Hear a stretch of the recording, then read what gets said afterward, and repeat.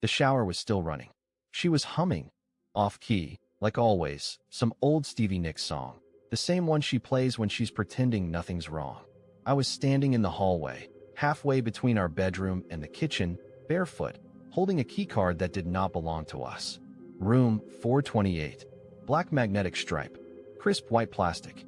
Stamped with the name of a hotel I had never once stepped foot in. I hadn't been looking for anything. Not snooping. Not checking up. Nothing like that. All I did was grab her jeans from the laundry hamper. That's it. She'd tossed them there on her way to the bathroom, muttering something about being late to work that night and forgetting to pack her ID badge. I figured I'd help. I was trying to be helpful. A supportive husband. A grown adult in a functioning marriage. Instead, I found that. The key card was in the front pocket of her jeans, nestled under a crumpled receipt and a stick of lip balm. No note. No explanation. Just cold plastic and silence. And now I was standing there, heart pounding, brain scrambling to assemble timelines. She said she was working a double shift last night. She said she slept in the break room during her hour off. She said she'd barely eaten. She said a lot of things, but none of them explained this.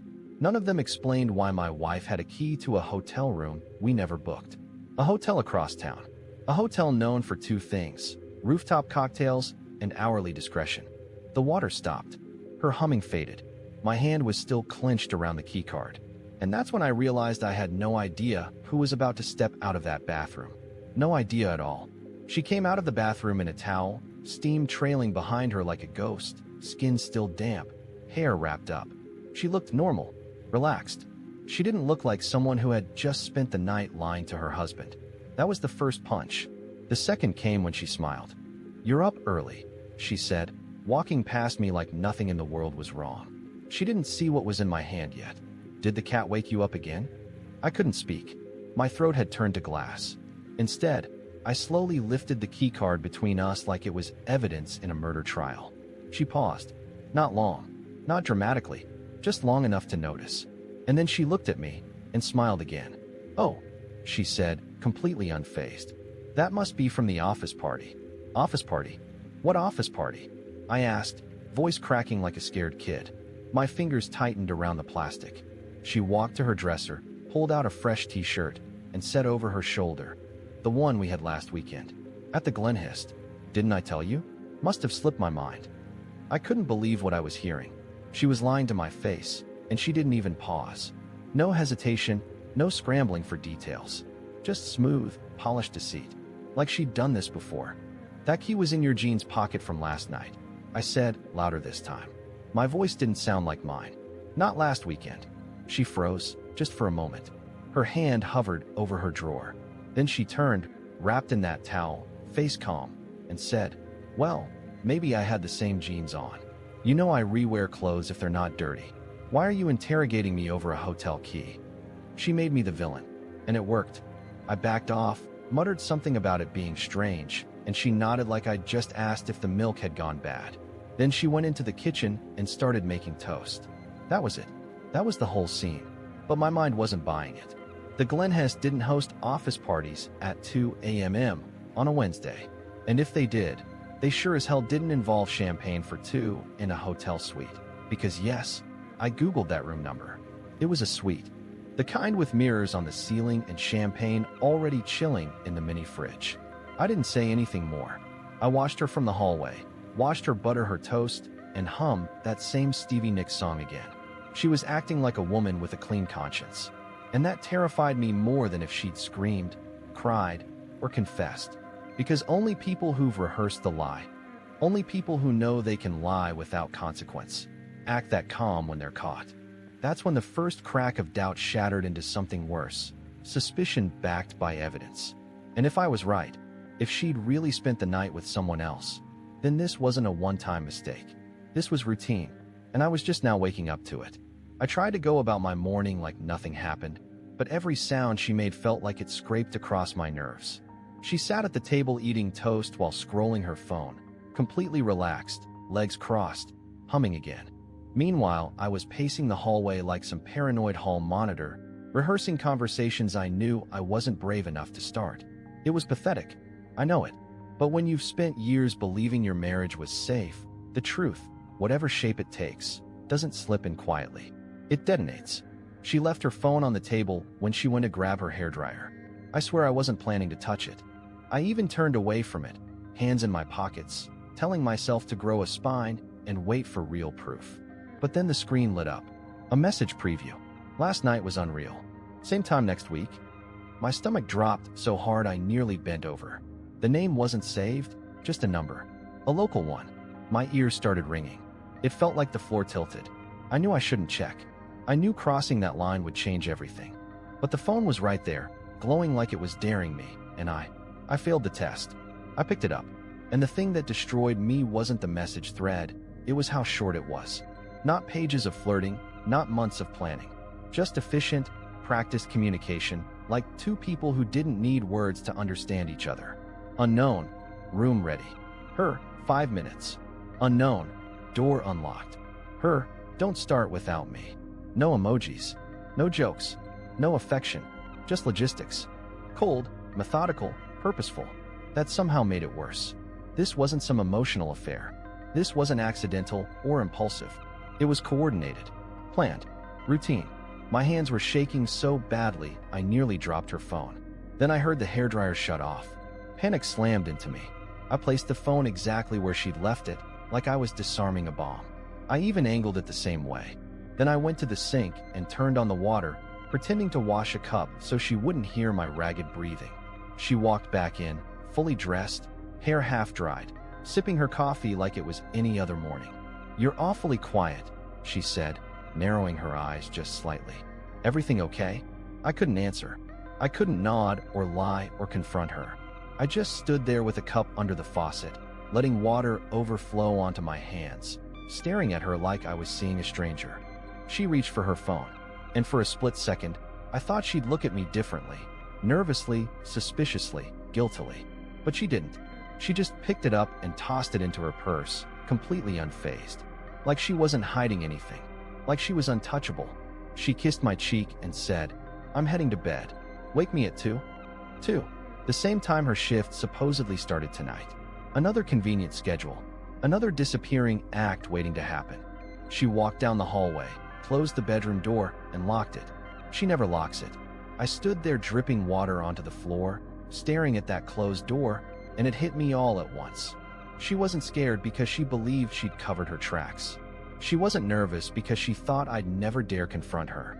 She wasn't worried because she already decided something. Either she thought I'd never leave, or she wanted me to find out. Neither option felt survivable. And now the question haunting me wasn't, is she cheating? Anymore. It was, how long has she been preparing for this? That whole day, I couldn't think. I couldn't work. I couldn't even pretend. I sat at my desk staring at spreadsheets that meant absolutely nothing while the thought of that message thread played on a loop in my head. Don't start without me. It was taunting, cruel, and matter of fact, like she was ordering coffee, not sneaking behind my back to sleep with someone else. By the time the clock hit 1:30 p.m., I knew I wasn't going to let her vanish into another fake night shift without answers. So when she got up around 2 and started getting ready, I pretended to be asleep on the couch. She moved around the apartment quietly, like she always did before leaving for a night shift. Except now I was listening for everything. I heard her put on that specific perfume she only wears on work nights. I heard her heels click against the tile floor, even though she'd claimed before that she wore flats to the office because they were more comfortable. And I heard the door shut at exactly 2:18 p.m. I waited 5 full minutes. Then I grabbed my keys and followed her. I don't know what I was expecting. Maybe to see her heading to her office downtown or catching a rideshare to the dispatch center like she claimed she usually did. But no, she drove herself. I followed at a distance, palms sweaty on the steering wheel, every light feeling like it lasted a year. She didn't go anywhere near her office building. She drove straight to the Meadow Ridge Hotel. Not the Glenhust like last time. A different one. Cheaper. Less glamorous.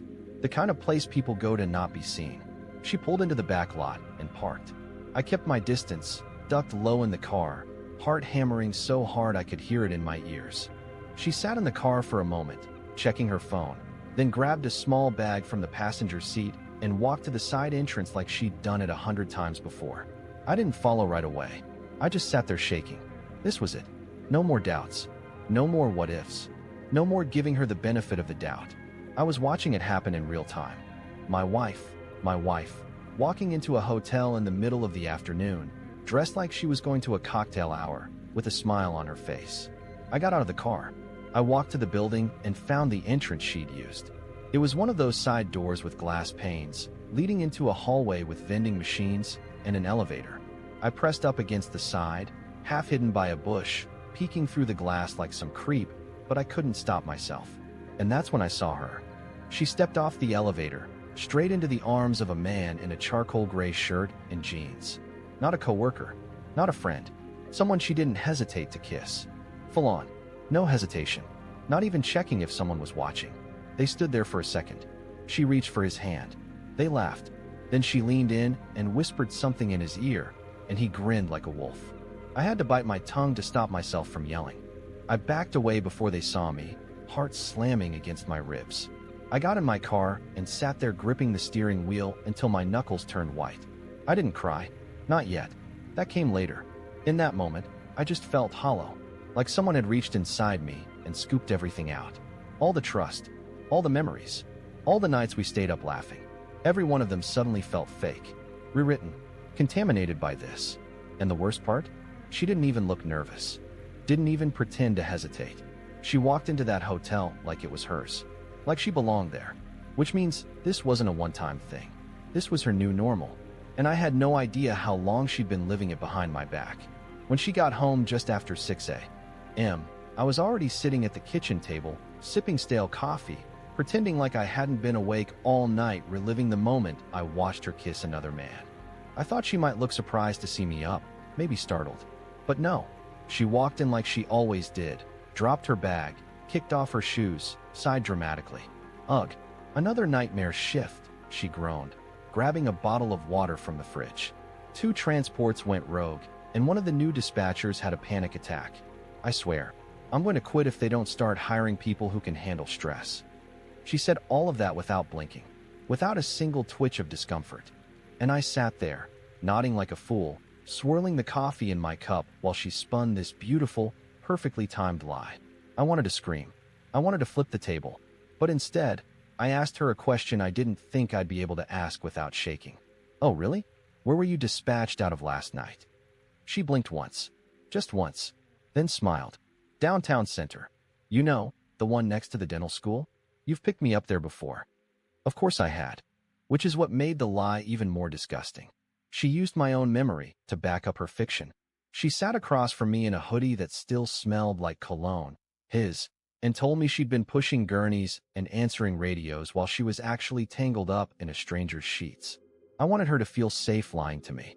That's what I told myself. If she felt safe, she'd slip up eventually. She'd expose a detail she couldn't walk back. So I nodded, offered her a weak smile, and said, "Sounds brutal. I'll make you breakfast." She beamed at me. "You're the best." And then she disappeared into the bedroom, like nothing had happened. Like I didn't have the receipt from the Meadow Ridge folded neatly in my wallet. Like I hadn't watched her with my own eyes wrap her arms around another man and walk into a hotel suite. I cooked her eggs. I even toasted her favorite multi-grain bread. I stood in that kitchen like a programmed robot, making food for a woman who had been cheating on me so long, she probably didn't even remember what honesty felt like. When I brought the plate into the bedroom, she was already under the covers, scrolling her phone. "I love you," she said softly, looking up at me. And I said it back. I told her I loved her. That was the part that broke me the most. Because part of me still did. Or maybe I just loved the version of her I thought was real. The one who used to leave me notes in my lunchbox. The one who cried when we lost our dog. The one who swore we were building something that mattered. But now I was watching her build something else, brick by brick, behind my back, with another man. And she didn't even have the decency to be clumsy about it. No guilt. No fear. Just clean, practiced deception. I left the room and locked myself in my office. And that's when I made a decision. I wasn't going to yell. I wasn't going to throw her stuff out onto the lawn or make some dramatic scene in the hallway. I was going to get proof. All of it. Every message. Every meeting. Every hotel room. And then I was going to destroy her lies the same way she destroyed my trust. Silently. Completely. I spent the next 2 days pretending I was still the fool she believed me to be.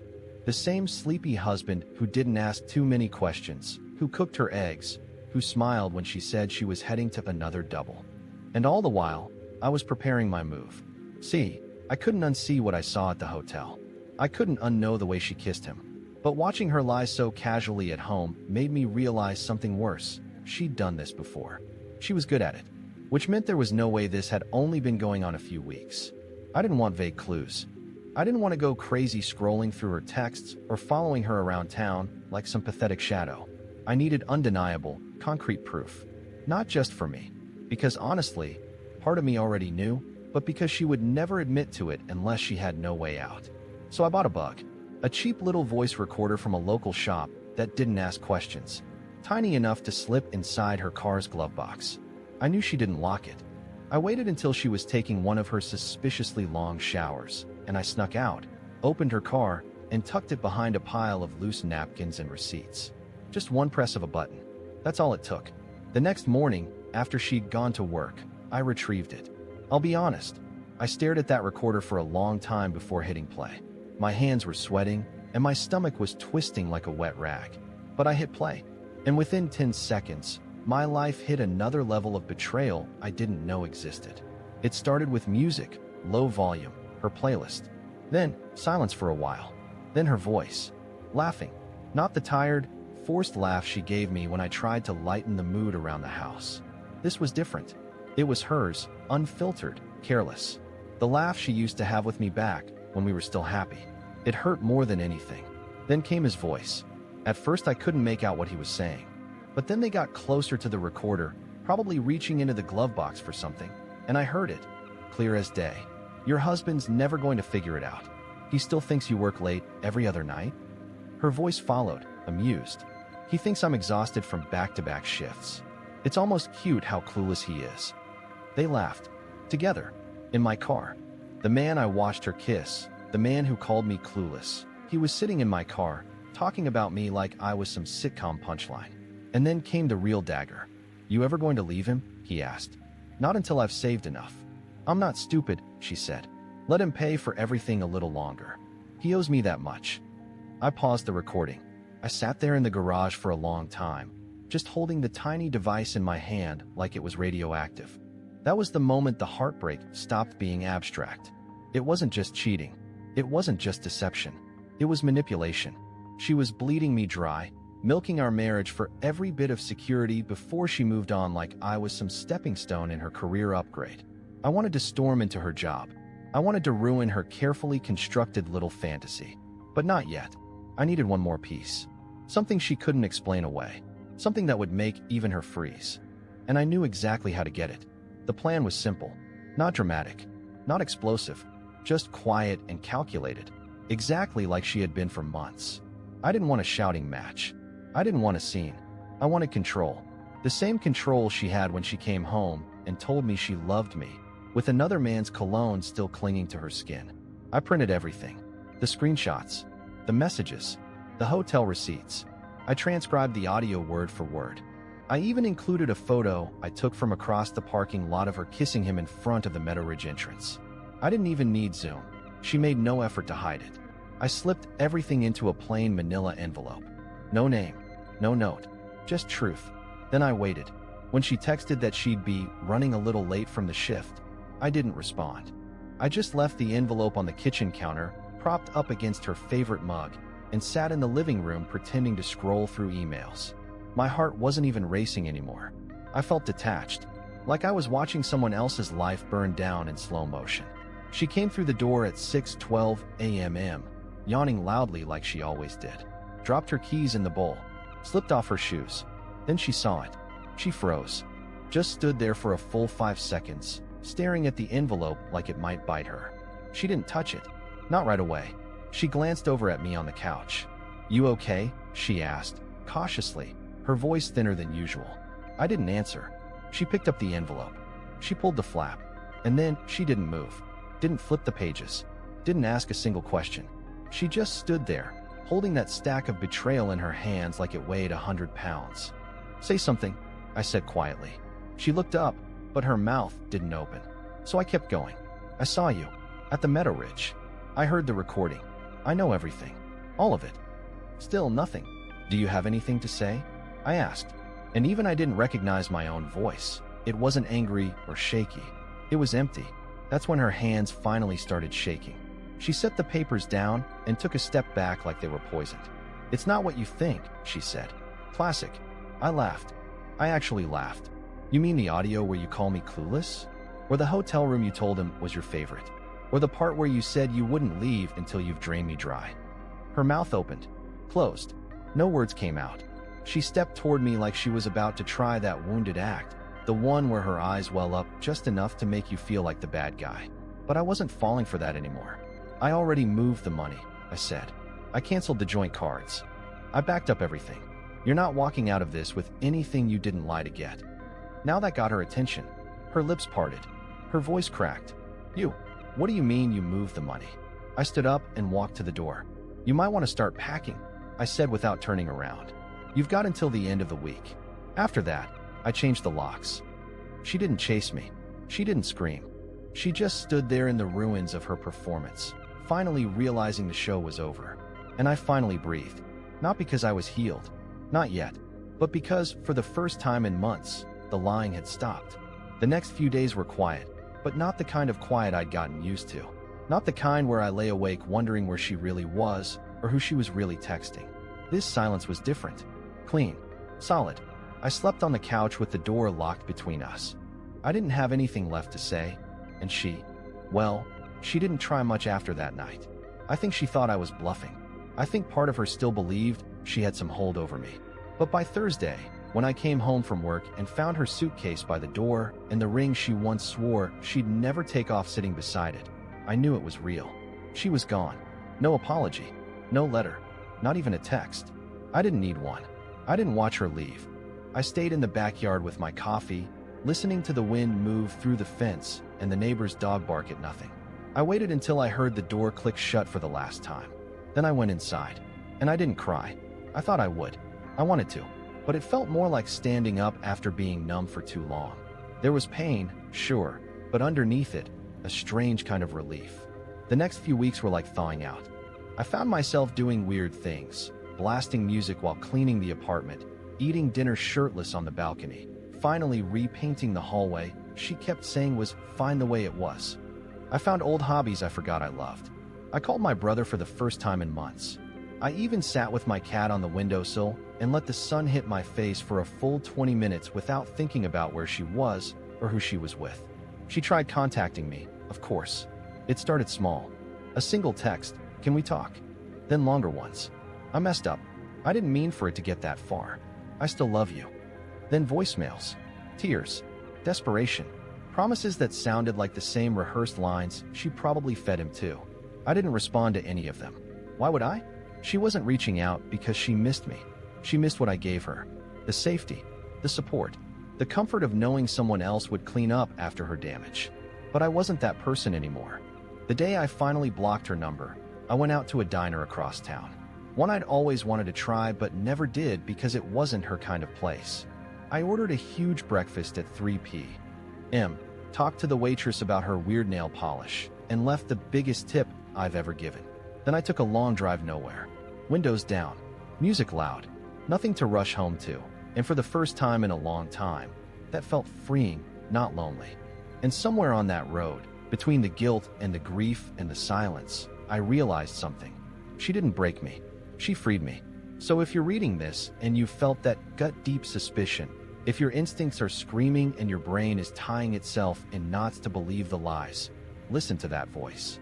It's not paranoia. It's your soul asking for better. And you deserve better. I know I do. And now I finally have it.